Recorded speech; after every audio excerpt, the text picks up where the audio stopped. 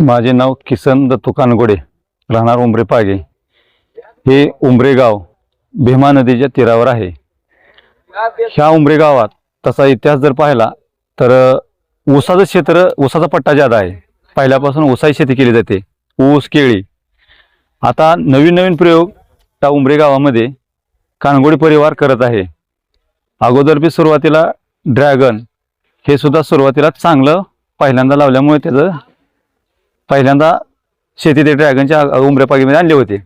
नंतरही माझा पुतण्या तुकाराम कानगोडे यांनी डाळिंब शेतीमध्ये आंतरपीक म्हणून आल्याची लागवड केली आहे।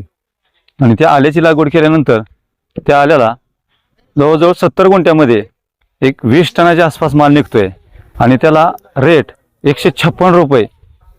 त्याच्यामुळे डाळिंबीमध्ये आंतरपीक पहिल्यांदाच असे डाळिंबीमध्ये अद्रकचं आंतरपीक घेतले आहे। त्याच्यामुळे त्या आंतरपिकाचा एवढा मोठा फायदा झाला आहे की जवळजवळ 30 ते 32 लाख रुपयाचं उत्पन्न नुसत्या आंतरपिकाचं झाले आहेत 11 महिन्यात डाळिंबीमध्ये। त्यामुळे उंबरे गावातला दुसरा प्रयोग सक्सेस झाला। उंबरे गावामध्ये डाळिंबीमध्ये आंतरपिकाचा दुसरा प्रयोग सक्सेसफुल झाला आहे। त्या ड्रॅगन मध्ये पण आंतरपीक आहे। हो, ड्रॅगन मध्ये पण अगोदर पहिल्यांदा आंतरपीक अद्रकचं घेतलं होतं ना।